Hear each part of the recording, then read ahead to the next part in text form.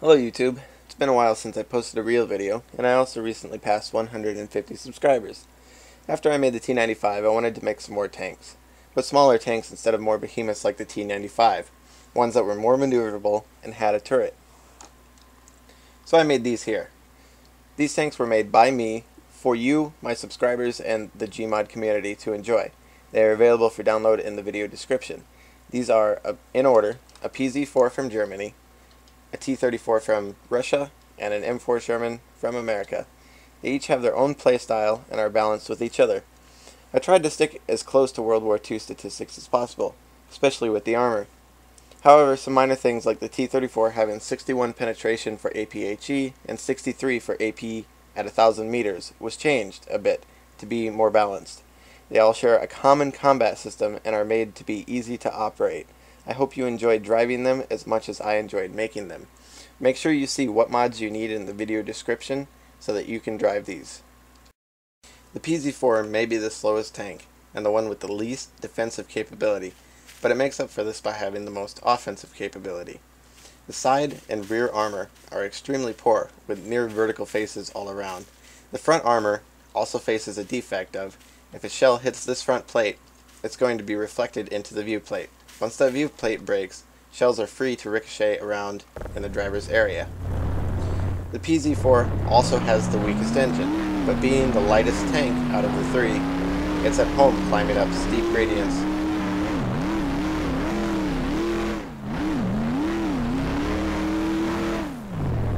The PZ-4 is best used as a sniper, keeping yourself in a high place and your front armor facing the enemy. The T-34 benefits from the highest top speed and the best armor, but it suffers from the worst acceleration and the least offensive capability. Armor is great with 45-degree slants all around, except for the vertical plate behind the wheels, though the wheels add protection to make this weak spot much less vulnerable. The T-34 is for people who like getting close and staying there. Because of its highest top speed and heavy armor, it will get you where you need to go quickly and safely. The M4 Sherman does not really benefit or suffer from anything. It has acceleration on par with that of the PZ-4, combined with middle-of-the-road performance of speed, defensive capability, and offensive capability.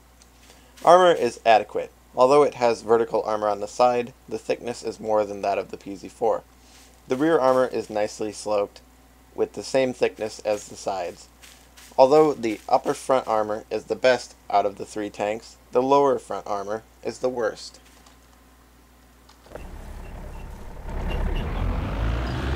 There is nothing the M4 cannot do. This being the case, the M4 is for people who want to fill all roles well and not be exceptional in any one role. For specific information on the tanks, you can refer to these blueprints. There are links to view the blueprints in the video description. They also come included in the tank pack. You have seen the tanks, but how to drive them. I will show you. First, unfreeze the tank by grabbing the bottom plate with the fizz gun and pressing R. Let go of the tank and let it fall. If you grab almost anywhere else besides the bottom plate, the fizz gun will act funky. This is because these are parented props. Next, we get into the tank by flying and holding control. Control lets us fly slowly. Get near the seat and look at it. Press E to enter the seat. Now for driving. W and S are forwards and backwards.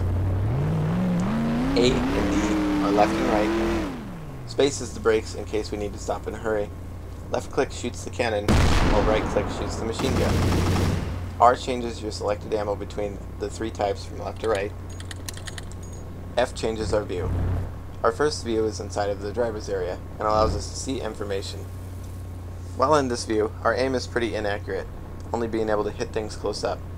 You can see we have a bit of information displayed in front of us, including speed, ammo types with their respective ammo amounts, and a blue orb. The highlighted blue orb indicates the currently selected ammo. The left orb is AP, while the middle orb is APHE, and the right is HE. The second view is third-person mode, giving us two indicators, the first being a red crosshair showing where we are aiming, and the second being a green line showing where the gun is aiming. Generally these will be aligned, but quick jerky movements will reduce accuracy. Our next and final view is for long distance shooting. In this view, the tank applies brakes so that it does not roll back from recoil. We can hold shift in this view to zoom even further. Beware that your aim relies on your mouse movement, and this level of zoom requires small mouse movements to be accurate. Next we will talk about ammo. There are 3 different kinds of ammo in these tanks, the first being armor piercing, or AP. AP ammo penetrates multiple layers of armor until it runs out of kinetic energy, doing significant armor damage in the process. Use this ammo to destroy the thicker sections of a tank's armor. Our next ammo, armor piercing high explosive, also known as APHE, will penetrate 1 or maybe 2 plates of armor and then detonate its explosive charge. This ammo type is for weaker sections of armor and destroying the enemy tank's ammo box. Lastly, we have high explosive, or HE for short. It will not penetrate anything, instead it will explode on contact, doing widespread damage to lightly armored surfaces. Wheels are particularly vulnerable to this. Continuing on, we will talk about another characteristic of ammo, velocity. Different ammo has different velocity. To demonstrate this, I will fire 1 round of AP and 1 round of APHE. AP ammo is always the highest velocity, followed by APHE, and lastly, HE. Why is this important? Velocity influences the rate of shell drop, so you have to adjust your aim. The farther a target is away, the higher you must aim. This is especially evident with HE. The AP round is the higher mark. Notice there is not such a significant difference between the two, but that difference can influence what you hit on the enemy tank. Other tank guns have different and slower velocities, so this is a good thing to consider, especially at longer ranges. Lastly, we will talk about where to shoot a tank. The red areas are where you want to aim for, and the yellow areas are where to aim in certain situations. Notice the turret has colored spots. The machine gun ammo is stored there, and if that explodes, there is a chance it will knock out the turret. The ammo is stored in generally the same place for all 3 tanks, low and in the middle. The ammo is also protected by a box of armor in addition to the actual tank armor. This prevents APHE from penetrating and exploding the ammo in one hit. The sides are also protected by the wheels. Although they are weak, they still add another layer of armor for a shell to go through. This concludes the general information on the tank set. If you enjoy these tanks or this video, please subscribe. Thank you for watching.